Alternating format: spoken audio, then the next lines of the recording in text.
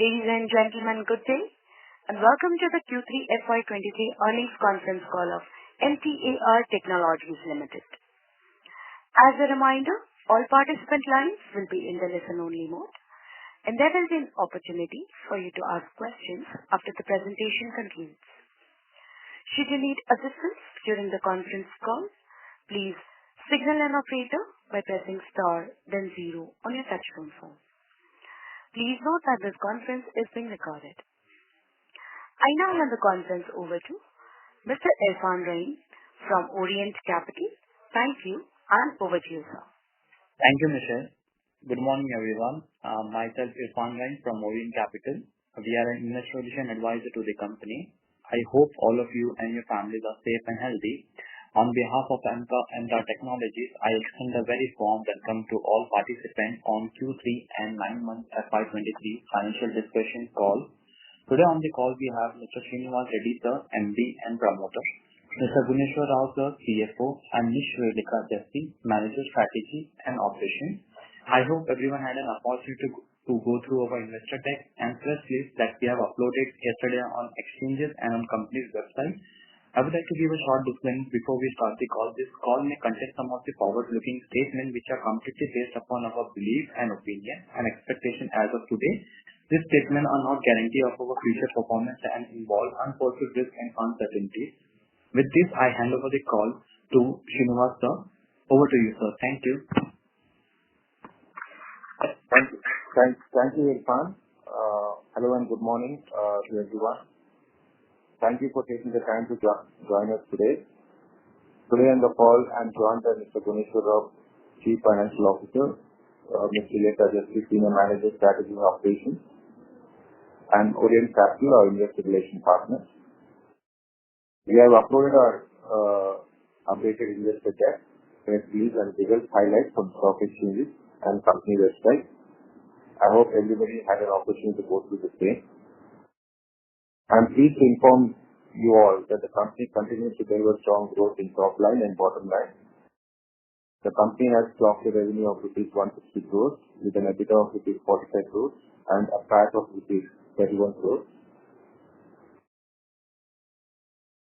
I would like to give a brief overview on the sectoral performance and the future outlook of the company.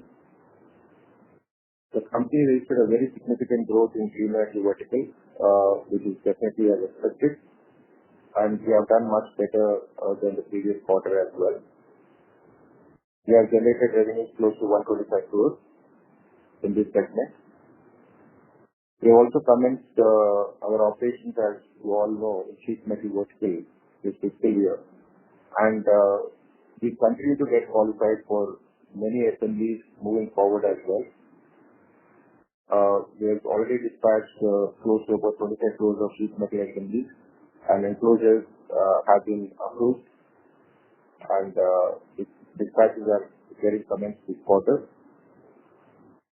The company has done significantly well in delivering 1,430 units of Yuma boxes and 20 units of electrolyzers this quarter, which is significant, almost averaging 500 units per month. And we also started receiving enough orders in the hydel sector as well from reputed companies like GE and Western Voice. We are expecting to finalize various discussions with some of the leading MNC companies in the US for the energy storage system, which will come into effect next year, which will substantially increase our revenue base in a completely different sector on the clean energy segment.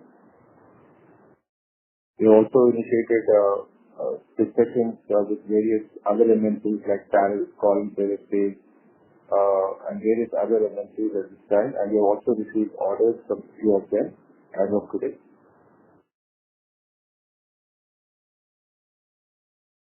As you are all aware that we have signed a MOU with Indian National Space Promotion Authorization Center, which is called INSPACE, for design and development of two stage to low Earth orbit, all liquid small satellite launch vehicles. We are very excited with this. The design has already started for this particular innovation that we are working on. and the company is in the process of recruiting industry veterans for the launch basic project at this point of time.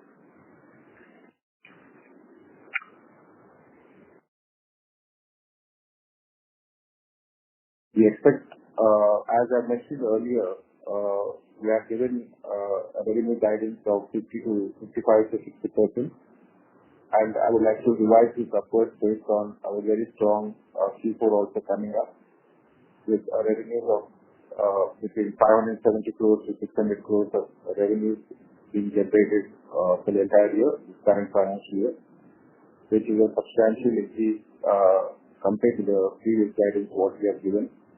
And also trying to maintain the EBITDA margins around 29% with plus minus 50 basis points. We're also expecting our order book, which is very strong, closing order book of close to about 1,200 crores, as against 1,000 crores what we have mentioned earlier. And one of the most positive updates also on the management front is that we have appointed a new Chief Operating Officer, Mr. Rajshekar Bolampalli, who has a vast experience in operations across geographies in global OEMs like Bloom Energy, Ford Motors, OEM, etc. The company is set to achieve greater milestones under his leadership as well. Also, we are strengthening our management bandwidth across all functions, which has been a continuous process to be in line with our aspirations growth path. Further, moving forward to FY24, we would maintain very good growth momentum between 45 to 50% in revenue, and we'll be sustaining our margins very comfortably. The company specifically is also placing efforts to reduce the working capital days, which our CFO would explain with more clarity. Technically, we are at about 240 days right now, which is lower than last quarter. And we'll try to reduce this further to about 200 to 250 days by end of this year. With this, I would hand over to the CFO, Mr. Guneshwara Rao, to take over. Thank you. Thank you, Mr. Srinivas Reddy. Good morning, everyone, and warm welcome to our earnings call today. I will take you through the financial performance, post which we will open the floor for the question and answer. So coming to our revenue, the revenue for the 9 months period is 377 crores, which is higher than the last entire financial year, 322 crores. So we have surpassed the revenue, EBITDA, PAT, everything in terms of absolute numbers compared to last financial year, entire financial year numbers. So our revenue from operations for this quarter is 160 crores, as against 126 crores in Q2 FY23, which is 27% increase on quarter-on-quarter basis. EBITDA reported at 45 crores in Q3 FY23 as compared to 35 crores in Q2 FY23, which is 29% increase on quarter-on-quarter. Profit before tax stands at 42 crores in Q3 FY23 as against 33 crores in Q2 FY23, which is 27% increase on quarter-on-quarter basis.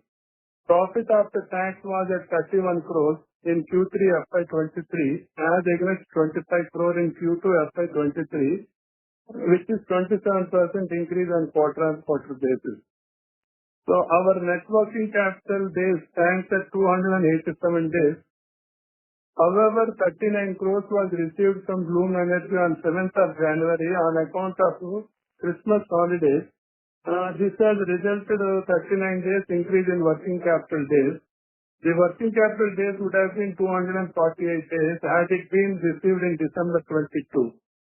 So when it comes to receivable, out of 241 crores of receivable, 195 crores are current and the rest of receivables are within the credit period extended to the customers. As informed by our MD, we will maintain a closing order book of around 1,200 crores by end of this fiscal year. Our order book as at 31st December stands at 1,183 crores.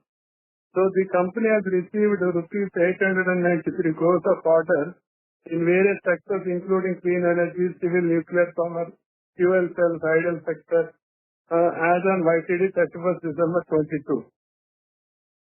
So, also, we are set to deliver the strong performance in FY24 as well. As the revenue ramps up, we are expecting to maintain those sustainable margins due to operating leverages. In addition, as discussed by our MD, addition to Mr. Rajashekar Bonnapalli to our leadership as a COO is expected to propel our growth further.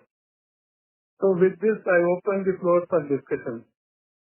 Thank you very much, sir. We will now begin the question and answer session. Anyone who wishes to ask a question may press star and 1 on your touchtone phone.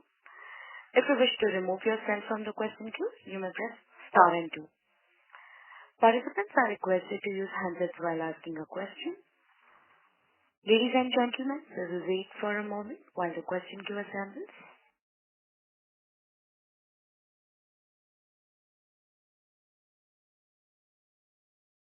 The first question is from the line of Deepak Krishnan from Macquarie. Please go ahead. Hi, sir. Thank you for the opportunity and congratulations on a good set of numbers. I just wanted to first understand this additional 140 crore order that we said that we got this quarter, like which segment and which key client, if you can highlight that. And maybe just on your revised revenue guidance of 570 crores, that implies that these are the lower end of 77%. So, what's really driving this growth and, which is a segment that really sort of stands out in Q4? Thanks, Deepak. So as I said earlier, this 140 crores, which actually I should have mentioned in my earlier speech. One good news is that in our product portfolio division, we had got qualified for the ASPs, which is one of our products which we are working on. And based on the qualification and the initial batch production, we have received an order for 100 crores for this product itself. Technically, it's about a requirement of 130 crores per year. This is a great addition to our revenue base. And I would really congratulate my R&D team for being able to achieve this in hardly about 4 to 5 months' time. So the product got approved and we were able to get this order as well. And the rest of the orders are from Tidal and the other segments that we are holding right now. So these orders were expected to come in the previous quarter, but they have come in early Q4 itself. So that's why we had to highlight that to all of you at this time. Now coming to the revision on the guidance numbers, based on the what we have achieved until Q3 and what we're almost at the middle of February right now, we have a clear path in which we can confirm way we can say that we will be able to achieve anywhere between 575 to 600 crores of revenue for this year, which is almost at close to 80-85% compared to the previous year. And the growth is primarily coming not only from in the last quarter, which is going to be stronger, not only from the fuel cell area, but also in terms of the new products that we have received the order, and as well as the revenues that we're going to catch up in terms of nuclear and space as well in the last quarter. Sure, sir. Thanks for the clarity. So ASP is essentially for Bloom itself, right? If my understanding is correct. Yeah, it's right. That's right. Yes. So maybe just a follow-up question then on essentially margins. So do we still kind of stay confident in the 29% range, like because essentially slightly below for the 9-month basis? So, I think would it be that nuclear and space sort of helps us catch up with margins? With any thoughts on that?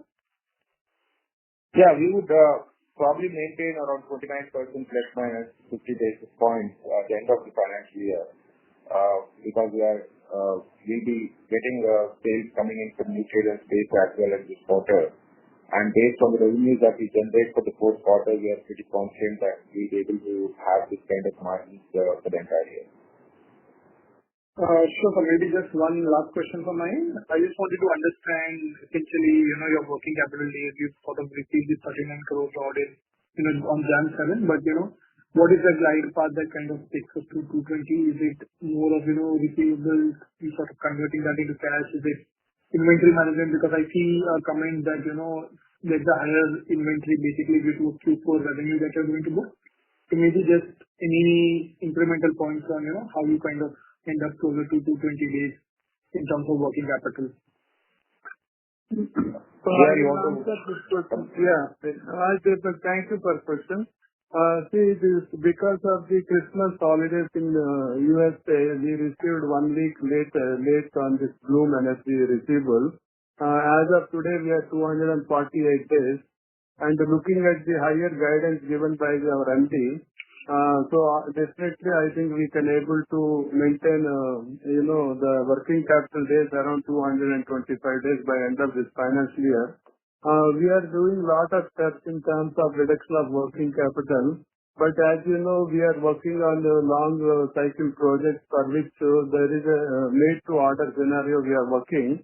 We need to maintain the WIP because the operating cycle is very high. And looking at the next year growth also, I think our MD has given the percentages already. We need to import material or purchase material 1 quarter in advance for the next year. So the inventory always is for a future sale, not for the what has happened. But incidentally, we need to calculate working capital based on the actual sales basis. So also many of the the supplier credit terms we are making into LC kind of thing instead of paying advances. Unlike during COVID scenario, we used to pay advances. So now I think we are slowly converting into the LC credit terms and all. And we also try and do the receivable factoring on non-recourse basis. We are talking to various people. Once it is materialized, I think drastically working capital reduction will happen. But definitely 125 we will do it by end of this financial year because of the higher revenue numbers. Sure. So maybe just on Bloom also, is there any improvement in the overall receivable cycle? Like it's 45 days after shipment, but has transit time reduced or anything incrementally positive on that front? Yeah. So definitely, if supply chain, that is any reduction in the transit time, it automatically will help our reduction in working capital. So I think that is also now happening slowly, but not as before COVID levels. It still takes some more time. Sure, sir. Thank you for the answers, and I'm going back on the questions. Best of luck for future quarters. Thank you. Thank you. Thank you. The next question is from the line of Mohit Kumar from DAM Capital. Please go ahead. Hi. Good afternoon, sir. My first question is on how do you see the order inflow for FY24 and the revenue stacking up? And that's the first question. See, the order inflow, as I said, we have received orders until December close to, I think, 893 or 900 crores. And further, by end of the year, we should have a closing order book close to about 1,200 crores is what we are expecting. So I think we have a very strong order book position. We earlier said 1,000 crores, but now it should end up around 1,200 crores is what we are expecting right now. My question is more about the FY24, 12 to 18 months. How do you see the order inflow? FY24, obviously, we'll be expecting a lot more orders in FY24. We're working on various products, as I said. So our orders inflow, I can't just quantify it right now, but we probably would receive a lot more orders in FY24 compared to FY23. So we are looking for some kind of, the segmental outlook. I'm not asking you to quantify the exact number, just to just a color on, which are the segment which are looking, which are thinking, will add materially to the order inflow by FY24. Just outlook, sir. So basically on the fuel cell side, we would receive substantial orders. The way we have received, we are probably slightly more than that. Then we are doing pretty well in terms of hydrogen sector with GE Aerospace, with Andritz Voice. We have completed all the first articles, so we'll move on to the volume kind of a scenario next year. So we would expect a lot more orders, at least close to about more than about 100 crores plus in that particular segment as which is a new segment for us. And sheet metal would be another area where you would expect a lot more orders coming in. Apart from this, the ISRO has already advised us to gear up on almost tripling our capacity because they want to increase the number of launches moving forward. So we would expect a lot more orders coming in. So it's looking very encouraging in all these sectors as well. And that's where we stand right now. So that's why we are pretty confident about getting a much higher order book in terms of from various segments, not necessarily one segment, from various segments as well. And something on the electrolyzer side, where we are right now, where is the bloom? Are we seeing some indicator of bloom that there will be a substantially higher order as we move forward? Can you repeat that question? So on the electrolyzer side, hydrogen electrolyzer, are we hearing something? Where are we right now in terms of evolution of our product? Electrolyzers, we have received an order for 200 numbers, which we'll complete it, probably 100 numbers this quarter and probably 100 numbers next quarter. And then once that is done, we're expecting the ramp-up, which I've said earlier, the ramp-up should happen by fourth quarter, by about third quarter of next year. So that would be substantial ramp-up happening moving forward. So we are very excited about that. That's a completely independent vertical. So that would bring us a lot of revenues back to the system. Understood, sir. Thank you and best of luck. Thank you. Thank you. The next question is from the line of Anika Mittal from Invest Research. Please go ahead. Hello. Am I audible? Yes, sir. Please proceed. Yeah. Thanks. Congrats for the wonderful set of numbers, sir. Sir, one quick question on where do you see yourself in the defense sector in next 3-4 years, and what are all the steps that you are taking? As you see, the current contribution to revenue from defense sector is around 5%, I believe. So how are you seeing to have a good share of that sector? So defense, basically we are working on a lot of projects with the defense labs right now, which we have been doing for a number of years. But we would obviously like to become a defense, like a prime for Air Force, Navy, things like that. So we are working towards that. It's all about technology in terms of working with various MNCs in a joint manner based on the Make in India concept or the Buy India concept that we have, with 50% of production happening in India for all key projects. So we are in touch with a number of companies abroad as well. So you will hear from us very shortly what steps we are taking to really move into the line of defense prime shortly, probably in a month or month and a half. So as and when it happens, we'll definitely let all of you know about it. But we are definitely working on that. Great. Sir, and another stuff which I wanted to understand in terms of, see, when you get a big order from any of your segments, how do you accelerate your capacity, sir?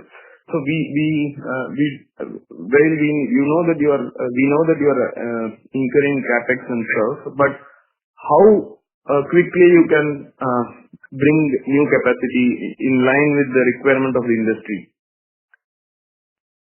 So as I mentioned earlier, we have enough capacity to handle whether it's nuclear, space, any of these defense requirements. But we are also aware that we are gearing up on the electronics division as well.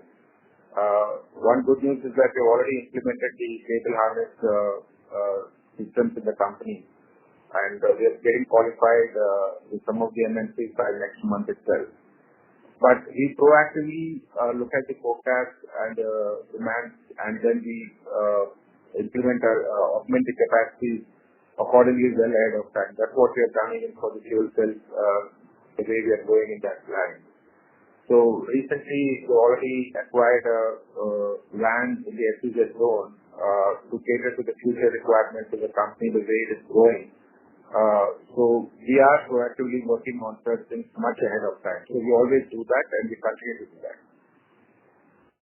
So Okay. Sir, on this clean energy segment, your tie-up with Bloom Energy. So how does that relationship work, sir? Is it like you have a long-term agreement with Bloom Energy, so just to secure your revenues for the midterm, right? So how does that relationship work, sir? In brief that you can give. So, it's not only about Bloom Energy, but with all our customers. If you look at even ISRO or nuclear programs or any other customer, MNC customers, it's more like a partnership basis because we work on a lot of developmental activities with them, and we work with them in developing and making their product also very competitive in terms of not in terms of price versus volume, but also in terms of innovation that we do. So it's always a long relationship, even moving forward as well. Okay. And any idea like will you be getting any big client next to Bloom Energy in near term? Any insights that you can give on that? Yeah, as I said earlier, we are working with a couple of companies on the energy storage systems which are US based. Which could be close to what Bloom could be. Bloom is probably 2 years from now. So these are the companies which we are working in different segments under clean energy. So obviously we are adding a lot more customers. We have a great platform to work with all of them, and our qualification process also is pretty quick, as I said, because of the platform that we have created over the years. So definitely we'll see a lot more customers coming into play over the next 1 to 2 years. Great. Once again, congrats for the good set of numbers. That's it from our side. Thanks, sir. Thank you. Thank you. The next question is from the line of Renu Baid from IIFL Securities. Please go ahead. Yeah. Hi. Good morning, sir. Good morning, sir. Questions. First, in your presentation, you mentioned that you started work on ceramic assemblies for Bloom. So if you can give some perspective on what are these products, and they will be associated with the Chilako range or the electrolyzers with which end product of Bloom, and how are we looking at growth in this market? Also for ceramics, are we doing any particular capex at the moment or not? No, ceramic assemblies, we don't need any capex at this time because it's the kind of a product which we are importing it from US at this point of time. So as we have done earlier, the number of bottles we have indigenized and localized everything in Mtar itself. That's how our strength with Bloom has grown from step to step. So these ceramic assemblies go in all the systems, whether it is in Chilako or whether it's in Yuma or even the electrolyzers as well. So we are in the process of getting qualified for that, and probably it takes a quarter or so to get qualified. Our existing equipment machineries can handle it. We need to import the ceramic boards from Germany. That's the only thing which we need to do. There are some supply the lead times involved in that. So once that is done, we'll be all set for that. So if you look at the ASPs, we have done a remarkable job, as I said, in 3 to 4 months time we got qualified, and we also received an order for 100 crores in the product division, which we transferred as product. So similarly, we are also working on heaters. Right now it goes into electrolyzers. So that would take about 6 months time to get qualified, trying to localize that as well as being imported from US. And the recent development is there is a product called dielectric which goes into the hot box system. It's got a potential of almost 200 crores plus. So kick-off meeting on that to develop that is going to happen starting from next week onwards. So we are trying to do more and more of this product. So all this, the upside of all this will come into play once we get qualified. Got it. Right. So just to clarify, the ASP 100 crore order that you have received is classified in the products business and not in clean energy? Or it's reflected as a part of the clean energy portfolio itself? So it's technically clean energy, but actually it's a product which we are supplying in multiple numbers.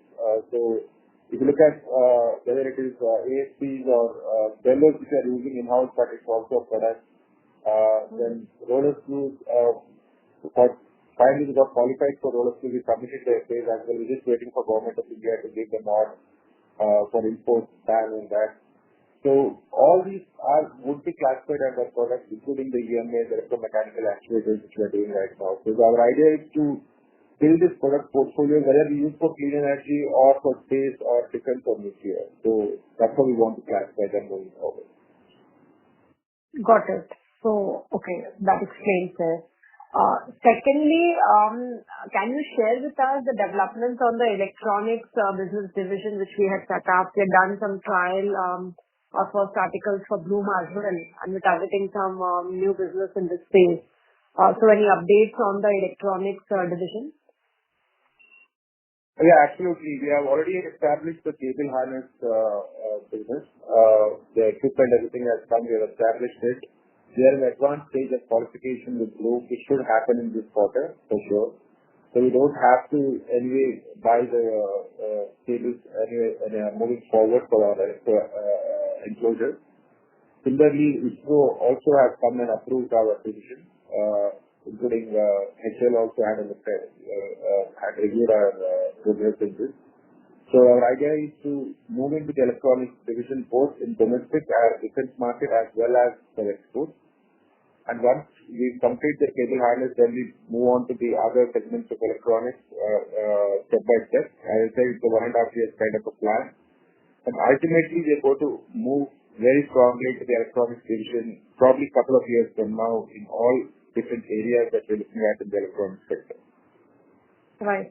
So just trying to understand, beyond the cable harnesses, you plan to do the PCBAs required for, as in the EMS for PCBAs for ISRO, HAL and other defense PSUs? Yeah, that's the idea. Once we complete the cable harness, then the next step is going to do the PCBs and the box builds and all that. So that's the idea of moving step by step in this area. Obviously, we are looking at a lot more other areas in the electronics division, which is too premature to talk about, but we are sincerely looking at really building a product portfolio or in terms of the segments that we can work on the electronic side of the story in the defense sector. Got it. And sir, lastly, while you have shared inflow outlook across other segments, any word on the nuclear large project award have been delayed for quite some time now, and we're still waiting for the fleet tenders to pick up momentum.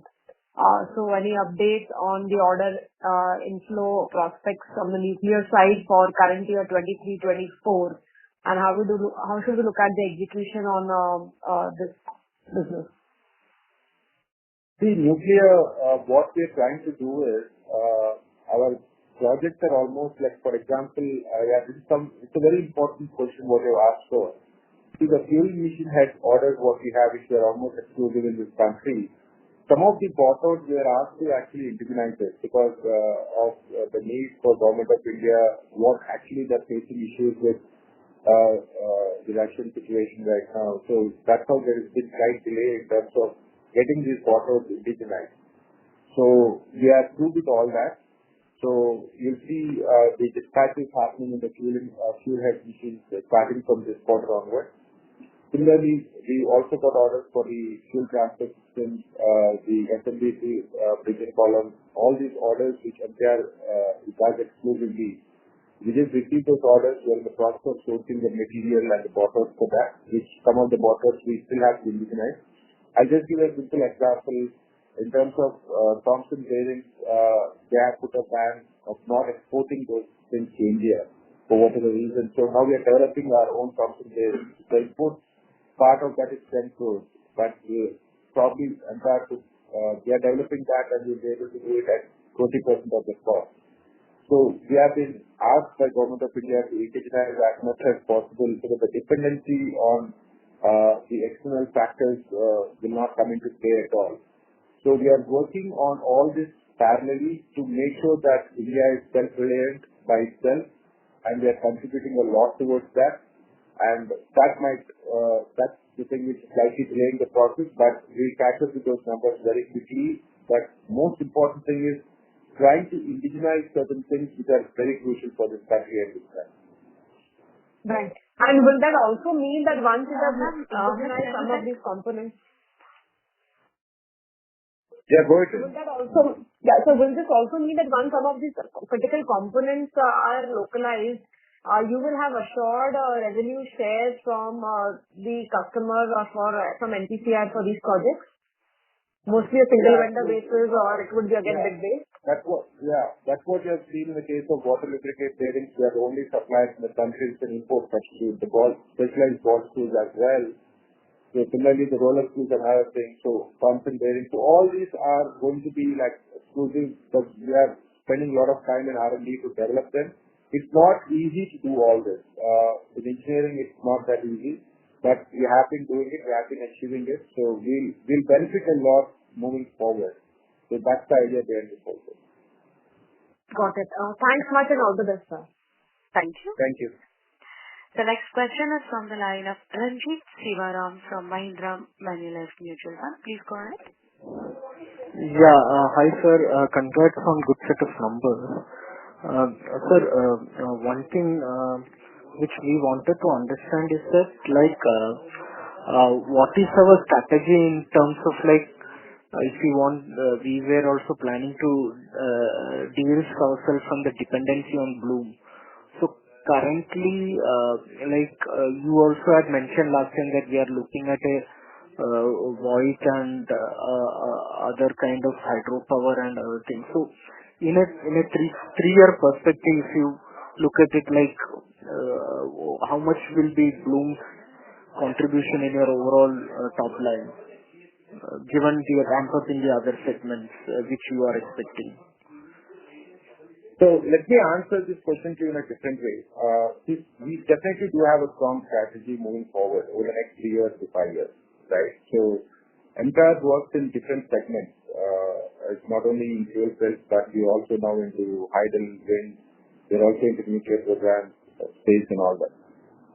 So if you look at Bloom, today Bloom is the number one leading company in the world in fuel cell technology, crossing $1 billion turnover. If you look at the UBS report, the latest UBS report on Bloom, they're going to be a $3 billion revenue company over the next 2 years or not. So what I'm trying to say here is that this company was built over 15 years and the technology has evolved and they're competing with the grid power. So I don't see any kind of risk for the company as such. But that doesn't mean we're stopping at that point.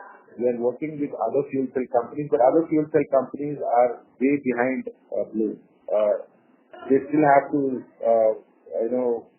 stabilize on their prototypes, ramp up, and come to a level where Bloom is. So that's going to take some time. So you have companies like Plugpower, for example, right? So their major revenues are the material handling systems rather than the fuel cells. So they still have to gear up. So we would love them to develop their product very well so that they can have the need of companies like Mtar to work with them. We have no exclusivity with anybody. We keep each individual IPs very independent. So we are working with a number of companies. As I said, we are working with Fluence Energy for the energy storage system. It's going to be a huge gain in terms of revenues over the next 2 years. We are working with Energy, another company which we're working with, a US-based company. So looking at voice, EV and Andrix on the hydrogen sectors, we've already completed first articles. We're getting repeat orders right now. So the company going in a path where we have a lot more wider customer base, but the numbers coming from Bloom are purely based on their performance in the international market. So I don't see that as any kind of risk strategically, but we are working towards various ways to enhance our customer base in the long run. Okay, great. And for the space program, I think in your PPT also you have elaborately mentioned. So, what is the overall size of these projects if they fructify in the next 2 to 3 years, and how do you see that growing? At what size it can attain in a long term perspective? Can it become a 300-400 crore business? It would become a 300, 400 or even a much bigger business once we launch our small satellite launch vehicle, which we said we started working on it. It's a 3 to 4 years of program which we're working on. We're having our own launch vehicle by itself. We have all the facilities to do that. We have the Right now, the team also is getting recruited. So we're right on track with that. But as far as that's the game changer for Mtar, and that's our plan beyond FY26. But as far as ISRO is concerned, obviously, I mentioned earlier that they're looking at 3 times the requirement, the kind of launches that we would like to do. They've asked us to gear up on our capacities, which we have in most of the areas. So that would grow at a CAGR of 30-35% year-on-year basis moving forward. So other than this, the major thing what could happen is once we launch our own vehicles. So that's what our vision is in the privatization of the whole space sector, which Government of India is also pushing for. And since we have enough experience of 35 years in this line, it would speed up the whole process moving forward. So in our own vehicles, probably the engine, the Vikas engine will be kind of bought from ISRO, and some of this engines which are supplying to ISRO, it's nothing to do with the Vikas engine. It's our own engine. That's what I'm trying to tell you. So we are designing and developing our own entire launch vehicle. So ISRO's Vikas engine is completely independent of that. Thank you. Ladies and gentlemen, in order to ensure that the management will be able to answer questions from all participants, please limit your questions to 2 per participant. Should you have a follow-up question, please rejoin the queue. Thank you. The next question is from the line of Sandeep Tulsian from GM Financial. Please go ahead. Yeah, very good morning, sir. Sir, is it possible to quantify, is it possible to quantify some of these new products? You quantified ASP assemblies. Sheet metal, of course, we have done better than what we had guided for the year in the 9 months itself. But for next financial year, FY24, if you could quantify what would be the sales you could derive from these areas like sheet metals, enclosures, as well as the new electrolyzer parts that you mentioned you would be indigenizing. See, as I said, the ASPs which we have developed and we received an order for 100 crores. It's an annual requirement of about 10 months. It's the same product we talked about in terms of numbers. Each of the ASP is about $55, and it's close to about 130 crores of requirement every year, which will grow year-on-year basis based on the number of boxes which will grow every year. When it comes to enclosures, we are looking at almost like 3,000 numbers of enclosures moving forward in the next financial year, because we are all geared up for that. There has been a certain lead time on various parts brought out which have to go into the enclosures, so we are all set for that. We got qualified for it, and in fact, the UL certification for enclosures also is in the last stage. Probably by next week we should receive it. So this would really enhance on a quarterly basis. We are looking at almost like somewhere between 600 to 800 enclosures going out every quarter. When it comes to sheet metal assemblies, we are actually doing really well here. We said earlier 67 assemblies we are qualified, but right now another 15 to 20 more assemblies we're going to get qualified for this, and that's going to increase our revenue base moving forward. Now, the electrolyzers, as I said, is going to, once we complete the 200 numbers, the ramp-up will definitely happen by the third quarter of next financial year for sure. So we are trying to gear up for that. So keeping all this in mind, we have a very strong growth outlook, not only fuel cell part in hydro also. We got qualified in a number of areas right now with all these companies. So we are going to have a very strong growth outlook even for the next financial year as well. Got it. So second question is on nuclear. I think, of course, you've had a very good build-up in the order book, but revenues in the first 9 months are definitely, you could say, very similar to what we did last year. So assuming there is some bunching up of revenue going to happen in fourth quarter over here, what could be the annual revenue we could look at in the nuclear segment for the current financial year? I think, as I said, explained earlier, we're trying to indigenize a lot of borders which are forced to indigenize because of the restrictions by Government of India. We're working on that. But we would definitely do probably between around 45 to 50 crores of revenues in nuclear. The fourth quarter would be much stronger than in nuclear program, which will start dispatching our estimates in the fourth quarter. So that will propel the revenue. And moving forward, since everything is in place for the FMX, we have still 5 more FMX to deliver. That would get done in the next year comfortably every quarter. So then we work on the other projects which are working on the fuel transfer system, SMBCs, and all will come into play step by step. So there'll be a growth happening moving forward in nuclear programs since everything is falling into place, especially the indigenization effort what we are trying to do for Government of India right now. Understood. Last question is on the working capital. If you could also give us the absolute number in rupees crore, what was there at the end of December, and then after receiving this 38 crore, how much did it reduce to? Yeah, the absolute number of working capital value is 394 crores, and we received 38 crores in Jan first week.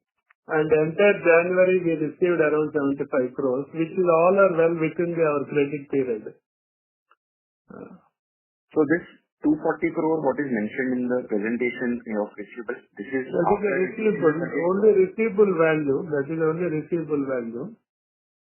That is after reducing the 38 crore, or it is prior to? No, not reducing.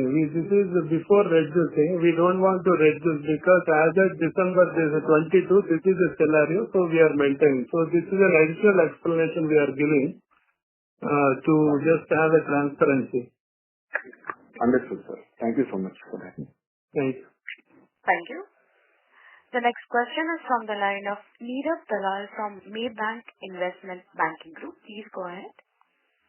Thank you for the opportunity. I have 3 questions. First is, say for the FY23 revenues of about 550 to 600 crores, what would be the annuity portion for that going ahead? Because you obviously mentioned that in the ASP 130 crores would be something that would recur every year. So just wanted to understand the annuity portion of the business and how that has increased. That is my first question. The second question is in terms of as we indigenize the products or start to make products in-house, would that mean increase in margins, or would that mean that the R&D expenses would also increase for us? That is question number 2. And in terms of our capex plans going ahead, what would be our capex plans for the next couple of years? See, as I said earlier, obviously, as we have revised our guidance based on what we can clearly see right now, a range of between 575 to 600 crores of revenues coming in for this year. And moving forward, I've said that for next year, FY24, we're looking at 45 to 50% growth, revenue growth compared to the current financial year. Now, the growth is happening in terms of products, what we have developed, plus also in the growth in the fuel cell segment, also in the hydrogen segment as well, and growth is also equally coming also from the nuclear program, where we are in advanced stage of execution in some of the projects, and also in the space sector as well. So it is evenly distributed among all the various segments that we're working on. And probably, as I said, some of the new customers who have joined in, we're going to generate additional revenues from the new customers like Dallas, Collins Aerospace. All these customers have joined in already. And customers in pipeline as well in the energy storage systems will contribute towards additional revenues in terms of phase and batch production for next year. So it's very clear indicated that we would comfortably do that 45-50% across the board in all these sectors. Right. So just one follow on this. So right. So we are looking at growth, but would there be an increase in the annuity portion of our business where we have visibility and it would recur every year for us? So that becomes the base, and then over and above this, what would be the growth, say, for 25, 26, 27 as the years go by. So just wanted to understand that part of it, whether there is... Yeah, absolutely. I got your point. So most of our projects, there will be a growth on annuity basis. It's not like a one-time project for us. Like if you look at space, we continuously supply the Mtar engines of the rocket engines that we supply, the carrier engines. We are launching the semi-carrier next year. So there are new products coming in and the continuity of these existing products growing year-on-year basis. If you look at our fuel cell segment, every year it is growing in terms of the number of units that we are doing consistently. So that's growing, and also the new products that we are launching every year. So the growth is happening not only on a regular basis from the existing products, but also the new products that we are developing year-on-year basis, right? So the margins also would more or less sustain even with this growth what we are looking at. Which I have said around 29% plus minus 50 basis points. So that's what we will continue to maintain moving forward. And you asked about the CapEx plans. Yes, we have some bottleneck areas. We have some new customers coming in the energy storage system. So we have certain CapEx plans. We have to utilize that. As and when that is done, we will explain everyone about it. So, just on the margin bit. So, as we indigenize or we start to manufacture goods products in-house, would there be any benefit in terms of margins, or we would use that same into R&D? See, our R&D costs are there, but they're not very high because we use our existing facilities, our existing team works on it. But we do have, so there's not much of an amount to really highlight at this time. Sure. Yeah. Sure. Thank you. Thank you. The next question is from the line of Jonas Bhutta from Birla Mutual Fund. Please go ahead. Hi, Mr. Reddy, and congratulations on a great set of numbers. Thank you. So just picking up from one of the previous questions was on the CapEx. So, what is the CapEx that we've done so far in the 9 months? What is the target for FY23, and how do we look at it for FY24? So I'll answer this question. I'll answer this question. I think for last 9 months, we have actually CapEx around 80 crores we have done it. And there is a capital work in progress of around 72 crores is there. So which we will capitalize over a period of time. Maybe in this quarter, something will flip over to next quarter. This is because last year we have actually constructed one new facility in Adipatla where our sheet metal and fabrication setup we have done.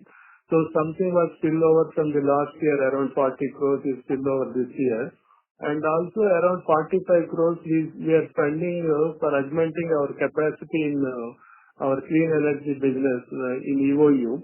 So we have increased our capacity by almost 4,000 to 10,000, 2.5 times we have increased.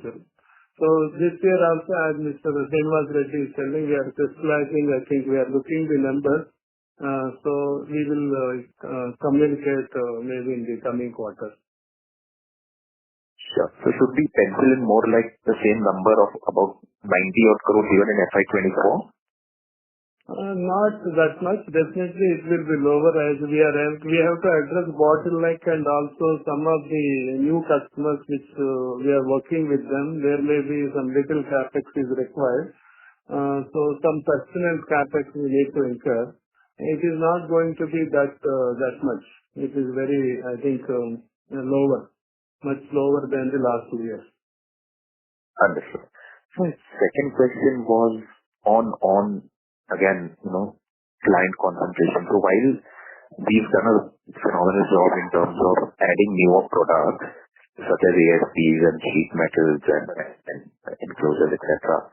But the idea when we were setting these capacities were also to bring in newer clients. If you can talk about sheet metals or roller screws, etc. What will be the ex-Bloom revenue that, or in terms of marketing, are we doing that over the next 1 or 2 years? Excluding Bloom, where can these revenues be for these 3 or 4 products that we've developed in the last year and a half? It's not about 3-4 products. Basically, what we are looking at is we're adding a lot of other customers, right? For example, as I said in sheet metals, we are looking at Advil in Taiwan. They are looking at us in terms of delivering a lot of their requirements for sheet metal for them. So we are still in a discussion stage with them. GKN Aerospace has already indicated they're going to release orders this quarter for us. which is a combination of sheet metal and machining and stuff like that. So we're adding a lot more customers in different segments. We can't quantify at this point of time, but as I said, lot wider basket of customers are in our portfolio right now. Some are in first article stage, some have been qualified, some are moving into volume stage right now, moving forward in the next quarter. So overall, the concept is that I would not say that, as I explained earlier, Bloom is growing rapidly, so that's good for us. But we also create a platform to work with other energy storage companies, like Fluence Energy. We're trying to work with them. That's going to be a huge thing. Like we're looking at almost like 300 to 500 crores of revenues coming in from Fluence Energy over the next 2.5 years. So we are looking at customers where a lot of R&D is required, a lot of development activity is required, but that should convert into a meaningful commercial, meaningful numbers for us in the long run. So we are trying to add customers in areas where Mtar can really contribute to a greater extent, where entry barriers are very tough. So that's what we are focusing upon right now. So we've been in a very good space moving forward, let's say 1 year, 2 years from now. Got it. And my last question was regarding Bloom and the hotbox. So, one, if you can tell us, we started off with a mandate where we were realizing almost $8,000 to $9,000 per hotbox. But with all of these product additions that we've done over the last few years, our wallet share was likely to increase. And part of that is also indigenized. So within that 9,000, say a bellows, etc., you localize and you get more value, more margin, though the ASP largely remains $9,000. But, I'm just trying to think through, where are we? So what is the realization per hotbox as of today, and where does it move going forward? No, we are trying to do more and more. So ultimately, if you look at the cable harness, we're going to get qualified next month. Okay. So we have the ASPs, we have the enclosures, we have the sheet metal assembly. So we are moving close to about 17 to 18 or 19,000 for the Yuma hotbox to accumulate everything together. So we are going to a stage where we can completely do the box build ultimately in a year's time from today. So that's the ultimate goal for us. Probably try to cater, like we have started exporting to South Korea as well directly for Bloom instead of sending it to US. So the idea is for the Asian market, for the markets closer by, it doesn't make any sense to send the system from here to US and back and forth. So it's going to evolve in such a way that in a year and a half, probably we'll do the entire system as such. So it has to get evolved that way. There's a lot of qualification process for every stage of it, right? So in engineering, that's what happens. So ultimately, that's the end goal. Got it. And we are set for 7,000 hot boxes next year, right? Yeah, that's it. And the order for that is already in our book, or a part of that needs to come through during FY24? It's already there. Only we have got orders till December of next year. So probably they'll review that. The orders are released almost like 6 to 9 months ahead of time. So we'll probably get the next batch of orders in first quarter of next financial year. Got it. Understood. Thanks a lot and all the best for the future. Thank you. Thank you. The next question is from the line of Aman Viz from Astute Investment Management. Please go ahead. Good afternoon, sir. My first question is on the disclosure you had talked in the last call about Fluence Energy order, and we were expecting around 300 to 500 crore in one and a half years. So, sir, if I correlate this with our guidance on that 600 crore top line that we are aspiring to give in FY23, 50% growth is around 300 crore. But are you not taking into account any revenue coming from the Fluence Energy orders, or is there any delay which you are seeing? If you can give an update on Fluence Energy and tie it with the revenue guidance. See, any organization like Fluence Energy or any other company, Enervenue or any company for that matter, first you need to do the first articles, you need to do the batch production. It's a process by itself. So by plugging in those numbers for the next year doesn't make any sense to me. So whatever numbers are generated from that is something which is a small upside to it, but the real ramp-up will happen by end of next year once we implement everything. So probably look at the major numbers coming in moving forward for FY25. That's how it works. Sure, sir. And you think this can be, like you talked about, as big as Bloom Energy in the next 2 years? Which one? The Fluence Energy? Yes, yes. Yeah. So basically, there's a lot of demand for energy storage systems internationally. I can't say it's going to be as big as Bloom Energy, but it's going to be one of our biggest customers moving forward from FY24 onwards. Sure, sir. My second question is on the ISRO SSLV launch, which happened today, and also our plans on it. So what I understand, and you can correct me if I'm wrong, so ISRO has been planning to ramp up the number of launches for last 3 to 5 years, but it has been stuck at that 10 odd level, 10 to 12, which their target is maybe 18 to 20. So if you can talk about, do you see that happening in FY24, or it will take more time on the ISRO side as well as, so we, again, an average launch costs around $40 to $50 million SSLV. So what will be our portion of value addition in that? Because now you are also working on the full engine apart from the vehicle body. So if you can explain these two things. See, the one main thing from ISRO side is the recent JSLV launch which they did was highly successful. So they have a lot more demand on such launches moving forward. So that's the reason why they wanted to increase the number of launches, commercial launches, and that's where the demand comes from. You know, asking us, we received a letter directly from the chairman of ISRO to work on more number of engines to be produced moving forward. That probably, as you're all aware, the material is given as free issue by ISRO. So they have to gear up from their side as well. But we are looking at probably in the second half of the year, they're going to gear up to not only from our side, from their side as well. So they're looking at those launches going higher and higher based on the success what they had. Now, as far as our contribution to their launches, it's not only on the engine side, but we do a lot of electro-pneumatic modules. We do a lot of other assemblies for them. So that's something which in every area there's going to be an increase. But our main vision 3 to 4 years from now is going to be our own launch vehicle. We still have to quantify the numbers for it, but our design work has already started much ahead of time, 6 months back. We have a signed MOU with InSpace as well. So that's going to be a big game changer for MTR moving forward 3 to 4 years from now. So we'll be able to launch the satellite with our own launch vehicle.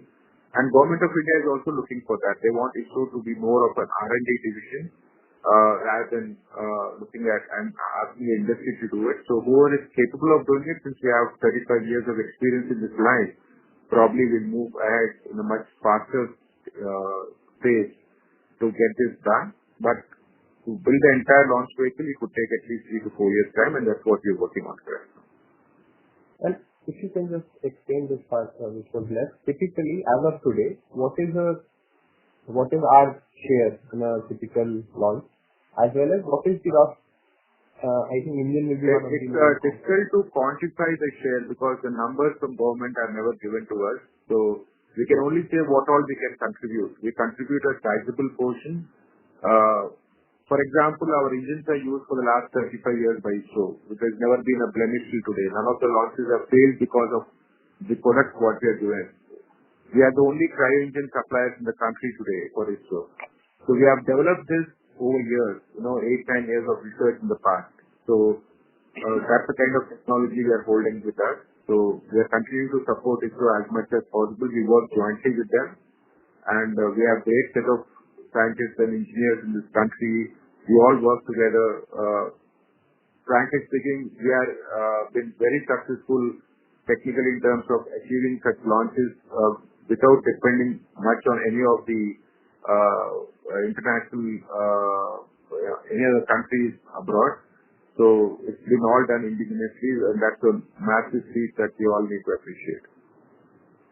So this 3x capacity increase letter, was it received recently or is it like long time back? Can you repeat that question? I can't hear you well. We had talked about ISRO has given us a letter to be ready for increasing our capacity to 3x. So is it a recent event or is it 1-2 years back thing? No, it's a recent event. It's not 1-2 years back. Okay, sure. That's it from my side. Thank you. Thank you.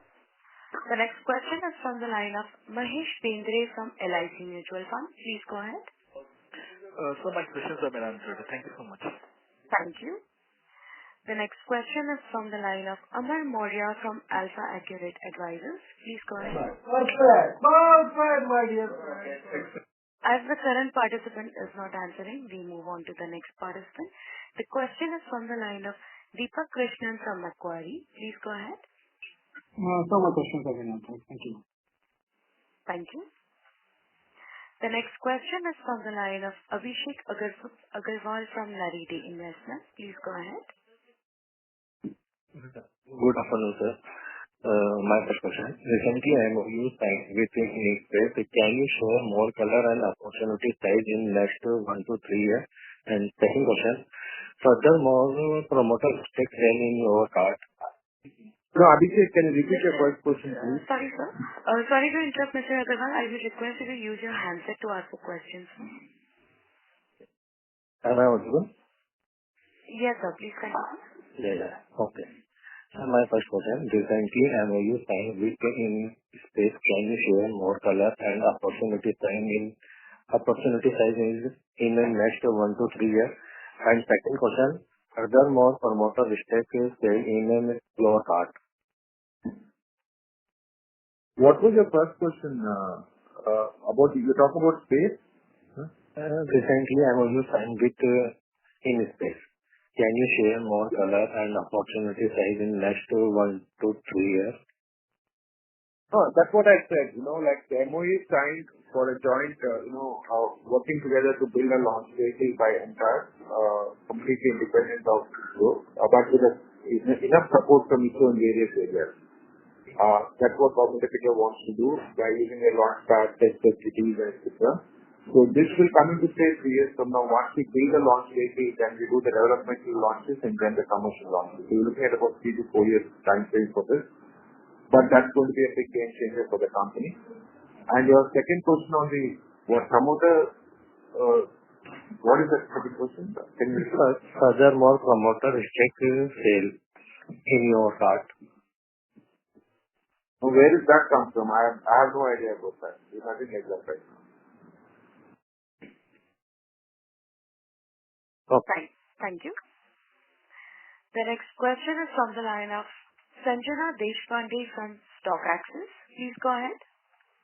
Good afternoon, sir. So firstly, I would like to understand, since the demand prospects are high in clean energy segment, so what is the exact order book for clean energy segment and how it will be executed in FY24 and 25? See, the order book for clean energy segment, I don't have the exact number, but probably beyond 600 crores plus that. So all these orders are executable by December of next year. And that's what it is. And it is growing at a similar pace year-on-year basis. Plus, we are going to add further products to it, as I explained earlier. So we are in a great space of it. So nothing to. Okay. And second question is, how we project the revenue inflow from this particular segment, because not all that we are executing will be converted into revenue in that time period. So your comments on that. No, whatever orders we have as of today needs to get executed by December 2023, right? Okay. So yes, sir. That's what it is. Okay. Thank you. And congratulations on a good set of numbers, sir. Thank you. Thank you. Ladies and gentlemen, that was the last question for today. I would now like to hand the conference over to Mr. Srinivas Reddy, Managing Director and Promoter, for closing comments. Over to you, sir. Thank you, and I would like to thank everyone for sparing their time to join in today's earnings call. I would like to say the growth numbers will come in the case of Mtar, but I would love to say this that I would like to thank all my engineers and the R&D team for building such fabulous products which are generating good set of numbers, just a byproduct of that. So we'll continue to do that moving forward as well. And thank you so much for all of you for your support.